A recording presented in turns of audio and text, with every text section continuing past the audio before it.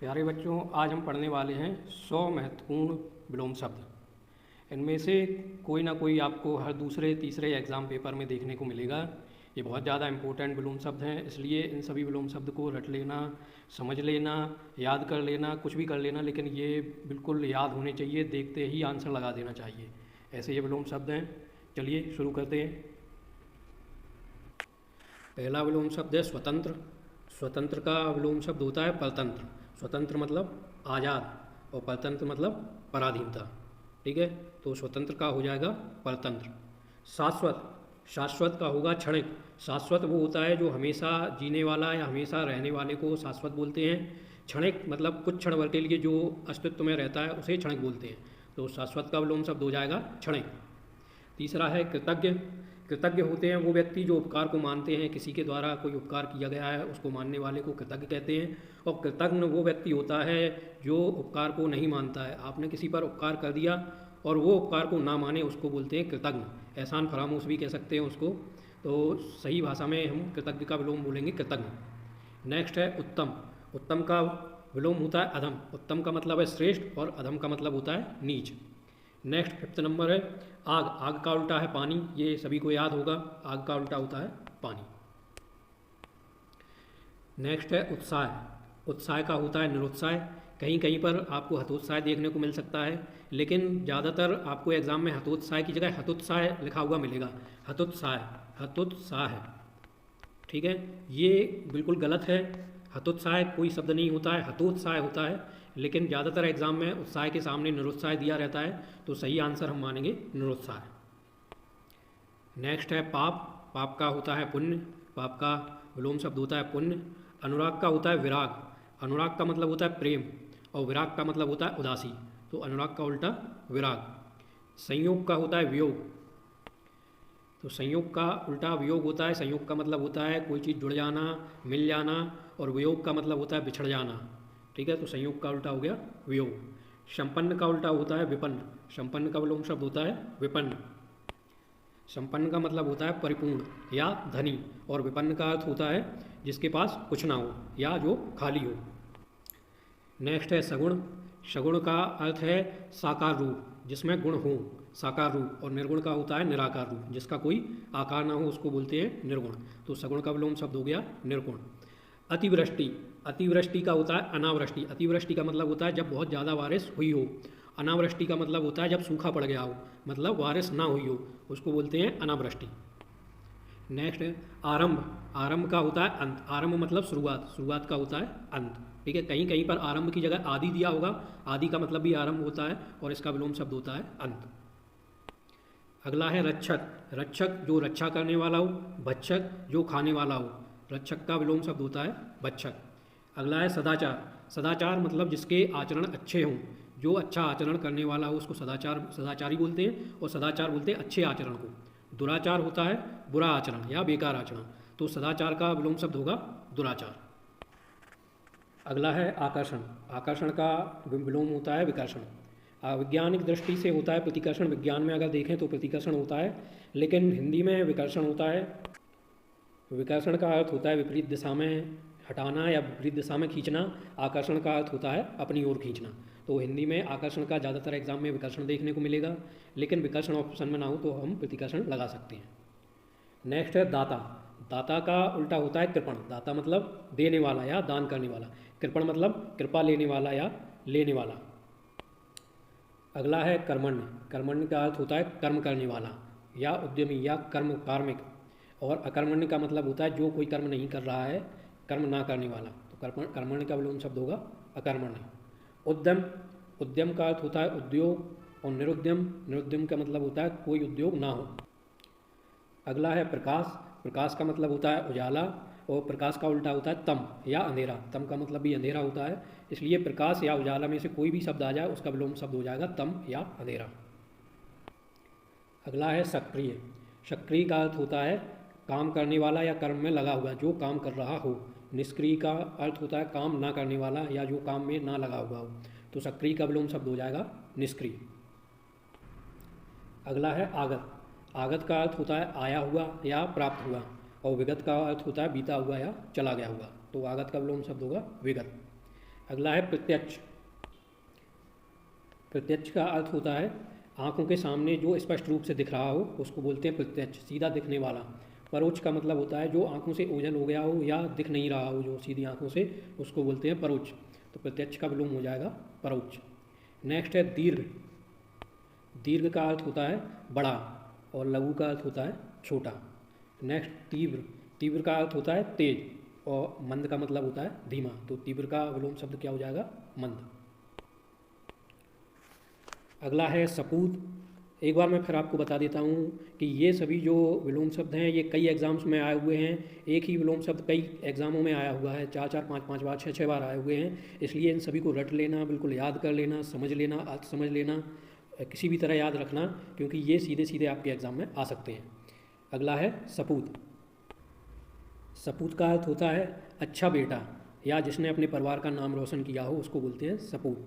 और कपूत का मतलब होता है बुरा पुत्र या बुरा बेटा, जिसने अपने परिवार का नाम डुबोया हो अपने कुकर्मों के कारण, उसको बोलते हैं कपूत। तो सपूत का विलोम शब्द हो जाएगा कपूत। अगला है आस्तिक। आस्तिक जो भगवान में आस्था रखता हो, जो भगवान को मानता हो, उसको आस्तिक बोलते हैं। और जो भगवान को ना मानता हो या भगवान में, ईश्वर में आस्था ना रखता हो, उसको बोलते हैं नास्तिक। तो आस्तिक का विलोम शब्द हो जाएगा नास्तिक। अगला है प्रशंसा। प्रशंसा का अर्थ होता है तारीफ करना। प्रशंसा का अर्थ होता है तारीफ और निंदा का अर्थ होता है बुराई, किसी की निंदा करना या बुराई करना। तो प्रशंसा का विलोम शब्द हो जाएगा निंदा। अगला है चेतन। चेतन का अर्थ है जिसमें चेतना हो, मतलब जो जीवित हो। चेतन बोलते हैं जीव को, किसी प्राणी जो हिलडुल सकता है, कहीं जा सकता है, जिसके अंदर जीव है, उसको बोलते हैं चेतन, जीव। और जड़ का अर्थ होता है जो कहीं जा ना सकता हो, एक ही जगह स्थिर हो। जैसे पेड़ पौधों की जड़ होती है, वो एक ही जगह स्थिर होती है, कहीं जा नहीं पाती है, तो उसको बोलते हैं जड़। तो चेतन का विलोम शब्द होता है जड़। अगला है साक्षर। साक्षर का अर्थ होता है पढ़ा लिखा या जिसको ज्ञान हो, जो पढ़ा लिखा हो, उसको बोलते हैं साक्षर। और निरक्षर। निरक्षर का अर्थ होता है जो पढ़ा लिखा ना हो, इसलिए साक्षर का विलोम शब्द हो जाएगा निरक्षर। अगला है अनुयायी। अनुयायी का अर्थ होता है किसी के बताए मार्ग पर चलने वाला या उसका अनुयायी कहलाता है। और विरोधी, किसी के बताए मार्ग पर ना चलने वाला, उसका विरोध करने वाला विरोधी होता है। तो अनुयायी का विलोम शब्द हो जाएगा विरोधी। अगला है महान। महान का अर्थ होता है श्रेष्ठ या विशाल हृदय, विशाल, बड़ा, ये सब महान के अर्थ होते हैं। क्षुद्र का होता है अधम या नीच भी कह देते हैं या छोटा भी कह देते हैं। तो महान का विलोम शब्द होगा क्षुद्र। अगला है विलक्षण। विलक्षण का अर्थ होता है अद्भुत और साधारण का मतलब होता है साधारण। विलक्षण का अर्थ अद्भुत या असाधारण भी होता है। तो विलक्षण का विलोम शब्द हो जाएगा साधारण। अगला है अनुज। अनुज का मतलब होता है बाद में जन्म लेने वाला या छोटा भाई जिसका जन्म बाद में हुआ हो। अग्रज। अग्रज का अर्थ होता है पहले जन्म लेने वाला या जिसका पहले जन्म हुआ हो। कभी कभी इसको बड़ा भाई भी कहते हैं या पूर्वजों के लिए भी यूज करते हैं, लेकिन इसका मुख्य अर्थ है पहले जन्म लेने वाला। और अनुज का होता है बाद में जन्म लेने वाला। तो अनुज का विलोम शब्द हो जाएगा अग्रज। अगला है सजीव। सजीव का अर्थ होता है जिसमें जान हो, जिसमें जीवन हो, उसको बोलते हैं सजीव। और निर्जीव। निर्जीव का अर्थ होता है जिसमें जीवन ना हो। तो सजीव का विलोम शब्द हो जाएगा निर्जीव। अगला है हर्ष। हर्ष का अर्थ होता है प्रसन्नता, खुशी। और विषाद। विषाद का अर्थ होता है शोक या दुख। अगला है संयमी। संयमी। संयमी का अर्थ होता है संयम में रहने वाला या अपने पर कंट्रोल करने वाला। और व्यभिचारी का अर्थ होता है मार्ग से भ्रष्ट हो गया हो, जो जिसकी चरित्रहीनता हो गई हो, उसको बोलते हैं व्यभिचारी। व्यभिचारी का विलोम शब्द कई बार सदाचारी भी दिया रहता है, कई बार संयमी भी दिया रहता है। तो जो भी ऑप्शन में होगा उसको लगा देंगे। नेक्स्ट है कोमल। कोमल का अर्थ होता है मुलायम और कोमल का विलोम शब्द होता है परुष। परुष का अर्थ होता है कठोर या डायरेक्ट ऑप्शन में कठोर भी आ जाता है। तो कोमल का विलोम शब्द हो जाएगा परुष या कठोर। अगला है मधुर। मधुर का अर्थ होता है मीठा। कर्कश का कड़वा अर्थ होता है, कई बार झगड़ा करने वाला या कठोर वाणी वाला भी कहते हैं। तो मधुर का विलोम शब्द हो जाएगा कर्कश, मीठा का उल्टा कड़वा। अगला है यथार्थ। यथार्थ का अर्थ होता है सत्य, जो सामने दिख रहा हो, जो सामने सीधा सीधा पता हो। तो यथार्थ का मतलब हो गया सत्य। और काल्पनिक, जिसकी कल्पना, जो कल्पनाओं में हो, उसको बोलते हैं काल्पनिक। जो सत्य ना हो उसको बोलते हैं काल्पनिक। तो यथार्थ का विलोम शब्द हो जाएगा काल्पनिक। अगला है आदि। आदि का उल्टा होता है अंत। जैसा हम पहले भी देख चुके हैं, प्रारंभ का भी अंत होता है, आदि का भी अंत होता है, कोई भी आ जाए। आदि का मतलब प्रारंभ ही होता है। तो आदि का विलोम शब्द हो जाएगा अंत। अगला है सौम्य। सौम्य का विलोम शब्द होता है उग्र। उग्र का मतलब होता है क्रोध से भरा हुआ, मतलब क्रोध। उग्र का मतलब होता है क्रोध से भरा हुआ। और सौम्य का मतलब होता है शीतल स्वभाव वाला या मुलायम स्वभाव वाला। ठीक है। अगला है शीत। शीत का अर्थ होता है ठंडक या शीतल, और उष्ण का मतलब होता है गर्म। तो शीत का विलोम शब्द हो जाएगा उष्ण। अगला है लिप्त। लिप्त का अर्थ होता है लगा हुआ। जब किसी कार्य में लगा हुआ हो उसको बोलते हैं लिप्त। निर्लिप्त। निर्लिप्त का होता है जो किसी कार्य में ना लगा हुआ हो। निर्लिप्त का मतलब है ना लगा हुआ। तो लिप्त का विलोम शब्द हो जाएगा निर्लिप्त। अगला है कीर्ति। कीर्ति का अर्थ होता है यश या नाम। जब किसी की बहुत ज़्यादा नाम हो जाता है उसको बोलते हैं कीर्ति या यश। और अपकीर्ति। अपकीर्ति का मतलब होता है बदनामी या अपयश। तो कीर्ति का विलोम शब्द हो जाएगा अपकीर्ति। अगला है आगमन। आगमन का मतलब होता है आना, और गमन। गमन का मतलब होता है चले जाना। क्रोध। क्रोध का उल्टा होता है क्षमा। क्रोध का मतलब गुस्सा करना, क्षमा का मतलब माफ़ कर देना। करुण। करुण का अर्थ होता है दया करने वाला। निष्ठुर। निष्ठुर का मतलब जिसे दया ना आती हो, निष्ठुर। अगला है आदर। आदर का मतलब होता है सम्मान करना, सम्मान देना। निरादर। निरादर का मतलब होता है अपमान करना। इसी प्रकार सम्मान का विलोम अगर देखेंगे तो अपमान हो जाएगा, आदर का निरादर हो जाएगा। अगला है रिक्त। रिक्त का अर्थ होता है खाली, और पूर्ण का अर्थ होता है भरा हुआ। उत्तीर्ण। उत्तीर्ण का मतलब पास, और अनुत्तीर्ण। अनुत्तीर्ण का मतलब फेल हो जाना या अनुत्तीर्ण हो जाना। संकुचित। संकुचित का अर्थ होता है सिकुड़ा हुआ, और विस्तृत का अर्थ होता है फैला हुआ। तो संकुचित का विलोम शब्द हो जाएगा विस्तृत। इसी प्रकार संकीर्ण। संकीर्ण और संकुचित एक जैसे ही शब्द हैं, तो संकीर्ण का हो जाएगा विस्तीर्ण। संकीर्ण का अर्थ भी सकरा, और विस्तीर्ण का मतलब फैला। स्वकीय। स्वकीय का अर्थ जो खुद के द्वारा किया गया हो उसको बोलते हैं स्वकीय। परकीय। दूसरों के द्वारा किया गया हो परकीय। तो स्वकीय का विलोम शब्द हो जाएगा परकीय। अगला है गौरव। गौरव का अर्थ होता है बड़ा होने का भाव, और लाघव। लाघव का अर्थ होता है छोटा होने का भाव। गुरु। गुरु का अर्थ होता है बड़ा, और लघु। लघु का अर्थ होता है छोटा। गुरु से ही गौरव बना है, लघु से ही लाघव बना है। तो गौरव का विलोम शब्द हो जाएगा लाघव, और गुरु का विलोम शब्द हो जाएगा लघु। अगला है सरल। सरल का विलोम शब्द हो जाएगा जटिल। जटिल मतलब कठिन। अगला है संयुक्त। संयुक्त मतलब जोड़ना, किसी चीज़ को संयुक्त करना, जोड़ना। पृथक। पृथक का अर्थ होता है अलग करना। अगला है वीर। वीर। वीर पुरुष। वीर का उल्टा हो जाएगा कायर। कायर पुरुष। कायर मतलब डरा हुआ। वीर मतलब जो निर्भीक हो, जो निडर हो, उसको बोलते हैं वीर। बिना डरा हुआ कायर। कायर मतलब डरा हुआ या भाग जाने वाला। अगला है निम्नलिखित। निम्नलिखित मतलब नीचे लिखा हुआ, और ऊपरी लिखित। ऊपरी लिखित मतलब ऊपर लिखा हुआ। तो निम्नलिखित का विलोम शब्द हो जाएगा ऊपरी लिखित। अगला है लिखित। लिखित का अर्थ है लिखा हुआ। मौखिक। मौखिक का अर्थ हुए बोला हुआ। जो बात बोल के बताई गई हो उसको मौखिक बोलते हैं, जो बात लिख के बताई गई हो उसे लिखित बोलते हैं। तो लिखित का विलोम शब्द हो जाएगा मौखिक। आय। आय का मतलब है कमाई। व्यय। व्यय का मतलब है खर्चा। तो आय का विलोम शब्द हो जाएगा व्यय। अगला है शुष्क। शुष्क का अर्थ है सूखा। आद। आद का अर्थ है गीला या तरल। अगला है आदत्त। आदत्त का अर्थ होता है लिया गया हुआ या अपनाया हुआ। प्रदत्त का मतलब होता है दिया हुआ। आदत्त का विलोम शब्द हो जाएगा प्रदत्त। उन्नति। उन्नति का अर्थ होता है ऊंचाई या बढ़ावट। अवनति। अवनति का अर्थ होता है गिरावट या नीचे आना। अगला है उपचार। उपचार का अर्थ होता है बीमार की सेवा करना या उपचार करना। अपचार का मतलब होता है बुरा बर्ताव करना या सेवा न करना। तो उपचार का विलोम शब्द हो जाएगा अपचार। प्रतीचि। प्रतीचि का अर्थ होता है पश्चिम, और उदीची या प्राची। उदीची का अर्थ उदय होना से है या पूर्व से है। पूर्व दिशा में ही सूर्य उदय होता है, तो उदीची या प्राची। प्राची का मतलब होता है पूर्व, और प्राची का विलोम शब्द हो जाएगा प्रतीचि, या उदीची का भी विलोम शब्द हो जाएगा प्रतीचि। अगला है ऊसर। ऊसर बंजर को बोलते हैं, ऐसे ही उर्वर। ऊसर का विलोम हो जाएगा उर्वर। उर्वर का मतलब उपजाऊ। कृत्रिम। कृत्रिम का अर्थ होता है जिसे मानव द्वारा बनाया हो। प्राकृत। प्राकृत का अर्थ होता है जो प्रकृति से प्राप्त हो। तो कृत्रिम का विलोम हो जाएगा प्राकृत।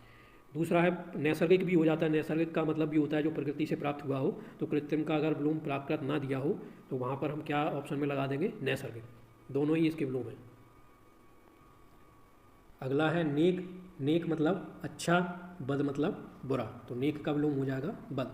इसी प्रकार अगर नेकी आ जाता है तो अच्छा काम, और बदी हो जाएगा नेकी का विलोम बुरा काम। अगला है स्थिर। स्थिर का मतलब एक जगह पर होना। चंचल, चंचल का मतलब होता है बदलते रहना, तो स्थिर का विलोम शब्द हो जाएगा चंचल। नूतन, नूतन का अर्थ होता है नया। पुरातन, पुरातन का मतलब होता है पहले या पुराना, तो नूतन का विलोम शब्द हो जाएगा पुरातन। नख, नख का मतलब होता है नाखून, जिसका अर्थ पैर के नाखून से होता है। सिख, सिख का अर्थ होता है सिर से, तो उस नख का उल्टा हो जाएगा शिख, पैरों के नाखून से सर तक। अगला है सार्थक। सार्थक वो होते हैं जिसका कोई अर्थ होता है। निरर्थक, निरर्थक वो होता है जिसका कोई अर्थ नहीं होता है, तो सार्थक का विलोम शब्द हो जाएगा निरर्थक। अगला है कृत्रिम। ये आ गया है कृत्रिम। कृत्रिम का अर्थ प्राकृत होता है या नैसर्गिक भी होता है, दोनों का अर्थ है प्रकृति से प्राप्त। अगला है निर्मल। निर्मल का मतलब होता है पवित्र। और मलिन, मलिन का अर्थ होता है मैला, तो निर्मल का विलोम शब्द हो जाएगा मलिन। पूर्ववर्ती, पूर्ववर्ती जो पहले घट गया उसको बोलते हैं पूर्ववर्ती। परवर्ती जो बाद में हो रहा हो, या उत्तरवर्ती जो बाद में हो रहा हो उसको बोलते हैं उत्तरवर्ती, तो पूर्ववर्ती का विलोम हो जाएगा परवर्ती या उत्तरवर्ती, जो भी ऑप्शन में हो लगा देंगे। अगला है प्रवृत्ति।